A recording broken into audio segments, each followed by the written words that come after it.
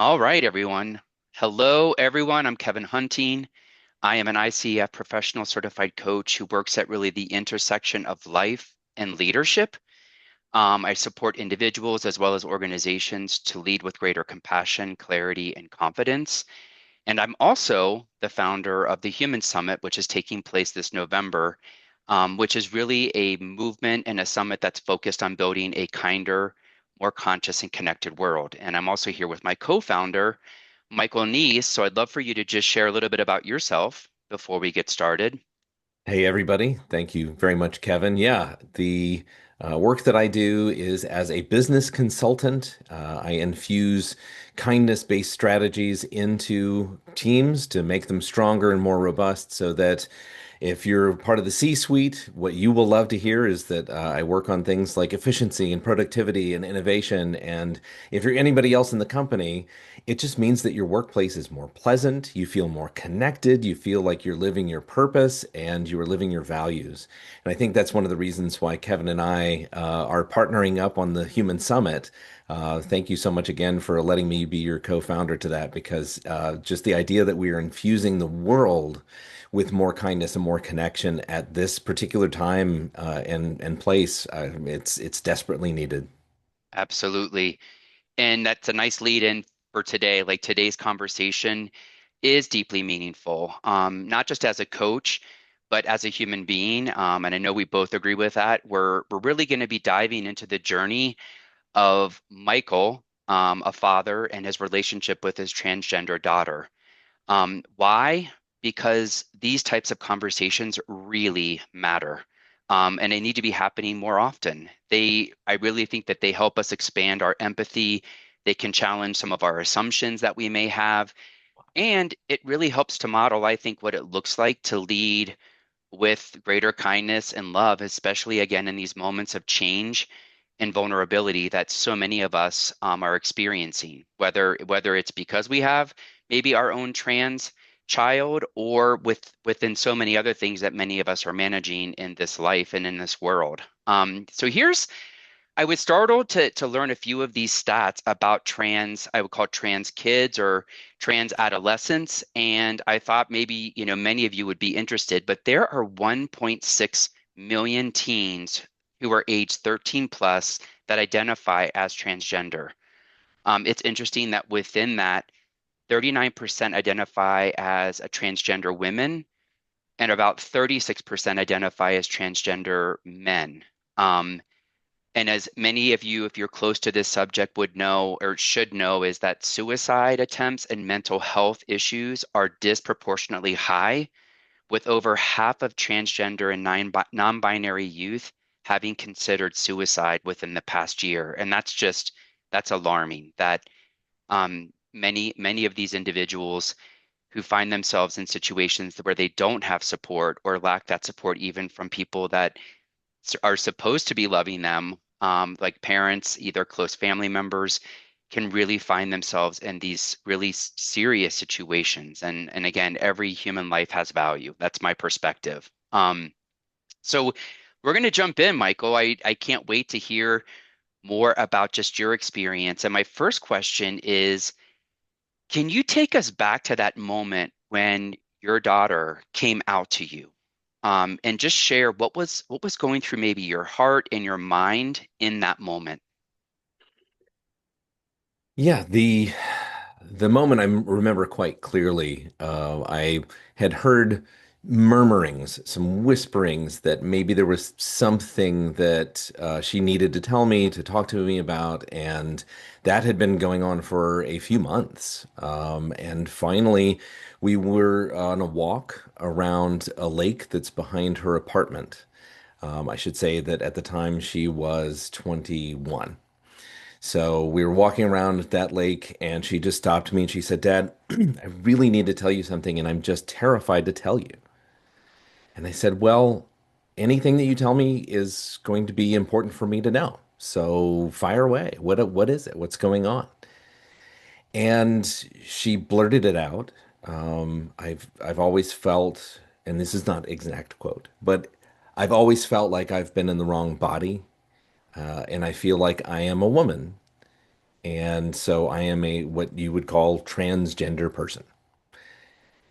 And I remember my heart feeling lighter, which was not my expected reaction. Like I wasn't sure exactly what was going to be said. I wasn't sure exactly what she was going to share, but I was really worried. And for me, I'm just thinking, well, oh, now I know more about you. This is great. And so what I told her was, I'm glad that you shared this with me because now I can love you more accurately. Anybody who's trying to hide a piece of themselves is not showing us who they really are. And so who we are loving is the facade of what they're putting out there. And so for her to have taken down the walls, to have shown me a piece of who she is, felt like a great gift. And so I was, I mean, I was a little apprehensive because I also know that it comes with big burdens in today's society. But I was really excited that she was willing to talk to me about this. Wow. I gave me the chills what you just said. The idea of loving someone more accurately. And I'm hearing you say that that just gave you greater understanding of your in that moment your daughter's experience and what it meant to her. So that is really, really powerful. Um, Now to build on this, how would you say your relationship with your daughter shifted, if it did shift at all, maybe emotionally or practically after you found this out? And also to share a little bit about maybe what you've learned about yourself in that process. I think the shift really has been more that she has she was walled off for so many years, and my wife didn't know, I didn't know. We were struggling with what did it mean and how do we reach her and what are the tools that we can give her, what's the care that we can provide to her because she was quite depressed and had a lot of anxiety and really just felt like she couldn't arrive, couldn't be there. And so for her to be able to release this piece of information meant that at least within a small circle of really trusted family members, she could start being who she was. She could start wearing different clothes and wearing her hair differently, and she could ask us to call her by her new name, which was very exciting. When she finally revealed the name, it's like, wow, that's really pretty. That's so great. Um, yeah, so I think the shifts that I have experienced are really good ones. Just the fact that we can talk a little bit more. She's trying to get her name legally changed, and she's considering all of the different operations and how to more fully inhabit the body that she has and try to make it more her own. It's like moving into a fixer-upper. You want to, change the lawn a little bit and you want to change the curtains in the bedroom and whatever. Well, now she has the chance to do that. So we're having those kinds of fun discussions of just like, like what is it like, to walk down the street and feel more feminine and feel more like you are yourself. So that part has been really, really fun. And then as far as just learning more about myself, I've really had to learn to walk the walk. For the longest time, people ask me, well, who are you? What do you believe? And I believe very much in a sort of Star Trek kind of future where anybody who's showing up to the table in good faith deserves a seat at the table. Period. Full stop. That's it, right? You're showing up as a shimmering orb. You're an android. You have blue skin. You're 8 feet tall. You're a man. You're a woman. I don't care, right? If you're showing up in good faith, you have an adventurous spirit. You are hardworking. You care about other people. You're inclusive. Like those are the things that matter. And so now being presented with somebody who's saying, well, I'm in a container and I'm going to change what that container looks like and how you address me. I was able to say, yeah, that totally makes sense to my brain. Like, yeah, good for you, and let me know how I can be there for you. And what advice would you give to people who may not have that your perspective, right? This sort of idea that everyone has a seat at or, at the table, and um, all the other ways that people identify or want to define themselves, which many of us these days are doing, and it can be quite divisive. What would you want to share with those individuals who might be again, maybe on the other side, if you will, or have a different perspective? I'm curious. I would say that the vast majority of people that you meet, it doesn't really matter what's under their clothes. They show up in a room, you have a conversation, eating something together or having a coffee, you're talking about your kids, your favorite, sports team, and that's really true for people in the trans community as well. I have several friends who are trans, and the perspective that I get is like there's really nothing to be scared of, right? I mean, nobody is coming to my house and knocking on the door trying to recruit me to become trans, right? And there's no harm that anybody's trying to do to me. So I think there's a lot of fear that gets hyped up. Hmm. Like, oh no, trans people are trying to do this, trying to do that.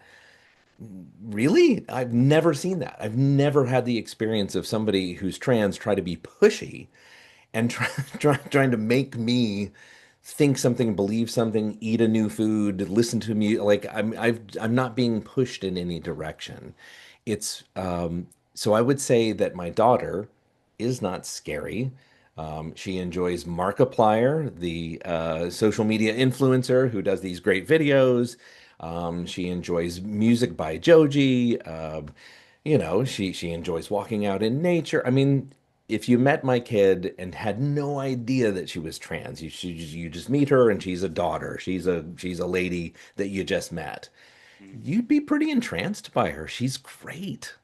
Wow, love it. Um, Now moving into a little bit of this idea of, right, like allowing her space to explore who she is, and how did you balance being, let's say, a strong source of support for her while also giving her the space to define her own journey?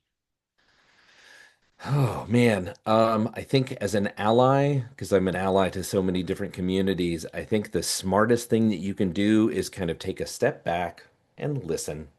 You can ask really good questions. You can say, how do you want me to show up for you?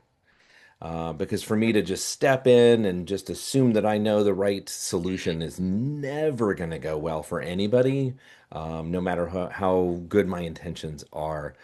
So that's mostly what I've done is I've just said, "Hey, how's it going? What are you working on? How can I be of help?" So if she's trying to get her name change legalized, or she wants to, go shopping for clothes, whatever it is, I can be there for her.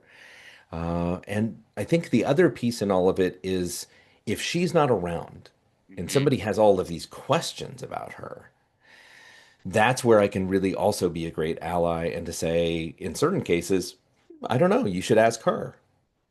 And in other cases, I can just be very blunt and very frank and say, well, uh, she's my daughter. Here's what I understand to be true. Here's what I know. But I always feel like there's a fine line. You have to be really careful about like how much am I speaking on her behalf Mm. because I don't want to do that. Yep. On the other hand, when it came to telling other family members, well, I know some of these other family members, and so I was able to leverage a little bit of the right language and to be able to remind them how much they love this grandkid, how much they love this relative of theirs. And so in some instances, I feel like I erred on the correct side. And in a lot of instances, I just tried to be very quiet and listen, and that's again to all of the other allies out there. I would say that's your good first step. Your other good step is educate yourself, start watching documentaries, start reading a lot, start listening to podcasts that are about and by trans people so that you know more, so that you get your questions answered, but you're not also just like stepping up to the nearest person who seems to be trans and say, "Well, tell me about how this works," Mhm. maybe educate yourself first before you go down that path. And I love the focus on this is something that I think many of us, doesn't matter whether it's in a familial type relationship, in a professional relationship, this idea of getting curious with other people is what helps us get more information. It helps us, like you said, it's like data that through these pointed kind of smart questions, we can allow ourselves to get to know somebody better without jumping into making assumptions or saying, thinking we know exactly what that might be for them when we're not them. And so I love this idea of, like you said, listening and then, like you said, getting curious and just asking questions can be a really empowering way to build that connection and to understand and understanding, I think, between anybody, but especially in this case, your daughter. What were there any moments where you felt like there was maybe uncertainty or fear about how others might respond to your daughter's transition, or even again, even now, but were there moments for you? Absolutely. Sure. I'd had a conversation with one of my other family members about J.K. Rowling, who had famously said something along the lines of, a woman is this, a woman is not that. That's the very brief summary. And this other family member, this is way in the past. This is several years ago. So it's way before I even had a trans daughter. But I remember this family member had said, well, I think she's right. And, I think she's got this perspective of, like what a real woman is. And so when we got to the point of like, oh my gosh, now my daughter, how are we going to explain this to this family member? I do remember she was the last person that we talked to. Mm, And I did say, you know, um, do you know how you love all of my kids? You know how you love them so dearly. And if anything ever were interesting about them or different or a little scary for you, I hope that you'd be able to talk to me about it, but also remember that deep love that you have for this kid. And this family member just said, what are you getting at? What's going on? You know that I love your kids." And so I was the person who was supposed to deliver the information. I got permission. I was told this was my mission, was to tell this family member. And so I did. Said, this person who was my son is now my daughter. And this family member said, "Well, of course, I'm on her team all the way. Did you think I wouldn't be?" And so I just, had to kind of recount that history and that one conversation, and the family member just said, I apologize for that.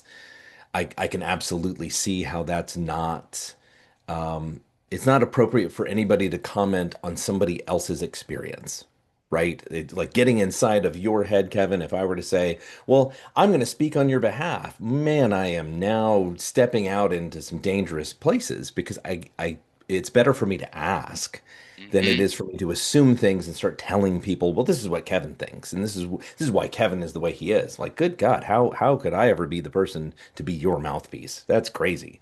So, so yeah, that was the one experience. I do have to also report though, there are five grandparents involved.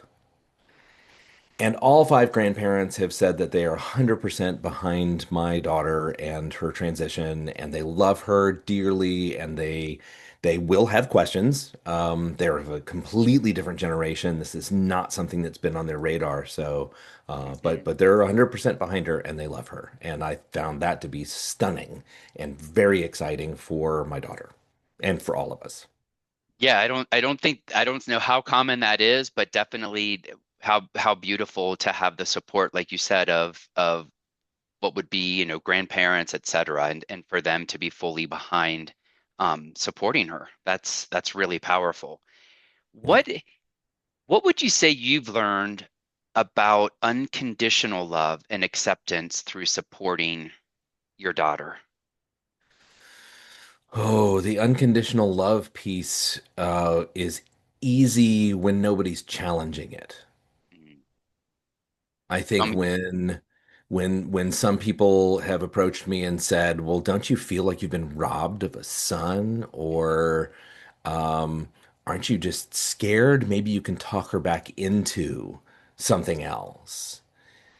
And for me to be able to have a good response to that means I have to take a couple of deep breaths. I have to really think through, okay, who's approaching me? Why are they giving me this opinion or this question? it's probably well intentioned, or it's probably from a space of, they just don't know. And so they're just asking. And so being able to reply in a very firm, I love my daughter. I'm so glad that she is who she is. I'm so glad that she has the chance to become more of herself in today's society as opposed to 50 years ago, when I was a little kid, or predating me. Yeah, I mean, back in those days, I mean, we think of current times as being very hard for trans people, and I don't want to steal any of that away and say that it's not. And my daughter has an opportunity in a lot of parts of our society to be who she is, to Mhm. express who she is, to be celebrated for who she is, to see herself represented in media, which is so fantastic. So, yeah, that's the unconditional love piece. I think I worry for her safety. There have been those thoughts that have run through my mind of like, maybe this is a phase. Maybe she won't really feel this way in a year or two. And hopefully people can be very charitable to me for having said that. But I think any parent wants to have their kids' lives not suck, and to know that your kid could be chased down and yelled at and called terrible names, you don't want that to happen. And so you get into brainstorming mode and you get into all the places, right? Mhm. Well, I don't want to steal away from my daughter's experience and make her anything other than who she is. It's not my place to do that, and I would not want to wish that on anybody. If anybody out there is saying, "Gosh, I want to be more of who I am," I'm scared to do it. I can't tell you what to do, but I can tell you that you have my full support, that you should be who you are. And so the unconditional love that I have for my child is now sort of sweeping out into lots of more of the community. Like I fall a little bit in love with almost everybody that I meet, just partly because I feel connected to more and more people, and maybe it's partly because of this transition. Um, so yeah, I'm really grateful to my daughter. And that connection, as you're talking about it, how do you think that has benefited you? Like what are the benefits just from you being so open and so really not shutting down, right, in certain circumstances, which is what I think tends to happen a lot, is just people kind of pull back, recoil, if you will, in certain situations where maybe it's a bit uncomfortable, or they may think that someone has voted some way or thinks some way or whatever that is. But what do you think are the benefits to you and really, like you said, feeling this connection with other people? I I really want to give everybody a lot of grace. I want to give everybody a lot more opportunity to correct missteps, Mhm. to be able to apologize for something. Um, I remember being at a Home Depot many years ago, and I was out in the lawn and garden section, and I was looking for a bag of mulch, and I was with my kids. They were wandering around somewhere, and I just remember turning to one of the employees and saying, "Excuse me, sir." And he had his back turned to me, and I was like, "Excuse me, sir. Excuse me, sir." And when she turned around and was very clearly not male, and she did say, "It's ma'am." Mm. And I felt terrible. And so the best I could say in the moment was, "I am so sorry. Do you know where the mulch is?" Just keep it very low key. I didn't need to make it into a huge thing, but also I wanted her to look me in the eye and for me to look her in the eye so that she knew I was sincere in saying, "I am so sorry." I think well-intentioned people are going to make mistakes. Hmm. And if you're showing up in good faith and you're making some mistakes, people can forgive those. And I think we need to give the opportunity to other people to make those mistakes and then to say, "Oops, my bad, so sorry, didn't mean any harm." Yeah, it's my approach to the world now is to really look at anybody who may have voted just totally differently from me and who may see my daughter as a monster, as a scary object to be defeated, and try to just be kind to that person. Try to remember that as long as they're not doing harm to my daughter or in some way trying to harm me, as long as we're talking, we are not fighting. And I think that that is really a very powerful thing to keep in mind, right? So I can reason with a lot of people. I can listen a lot. I can be very curious, and that guides you down a lot better paths than just getting the hair up on your back and getting really angry and starting to fight fire with fire. I found that that does not work at Uh, all. I've never seen that work. It's and it's so much the state of current affairs is this idea of, us versus them, or we win and they lose. It really is. It doesn't result in anything where it's better for a majority of people. It might be better again for you might believe it's better, but if you really used empathy and kindness as one of your platforms, you might start to understand that wow, other people might be harmed, or other this might create a lot of issues for someone to have access to healthcare or whatever the case may be. And who really wants that? I think at the core of who we are, it's why would we want to wish something like bad or any kind of malice towards another individual? I think most people don't really hopefully want to live that way. So this question is very specific to being a father, but if another father told you, I support my child, but I'm still feeling really confused about their own maybe son or daughter going through like a trans child, what would you say to this person? Well, if the confusion centers on how to feel about it and how to deal with that kid, I would say get into therapy for sure. I mean, it sounds trite, but absolutely, if there are fears that are operating inside of you about somebody else's experience, that's a pretty good indication that you're not really dwelling within yourself very effectively in certain moments. And having somebody who can guide you through how to tease that apart is really, really helpful. Um, that's probably an answer I would give to somebody I know pretty well. The answer that I might give to somebody that I don't know so well would be to just ask some simple questions about your child feels like they're in the wrong body and they want to be in this other version of who they feel they are, right? What is it that worries you? What is it that scares you? Why would you not want them to be who they feel they are? Do you feel like they're faking it? Is that the concern? Because the vast majority of people I've ever talked to who go down a very difficult path, like, you think I chose this path? You got to be nuts to think that I would want to do this and put a target on my back, right?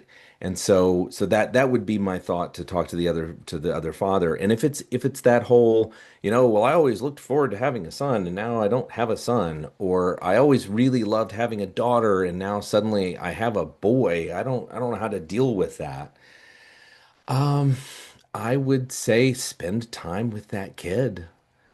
Get to know what their hobbies are. Try to share in those hobbies, just like any good parent does with any child. Your child wants to play the tuba.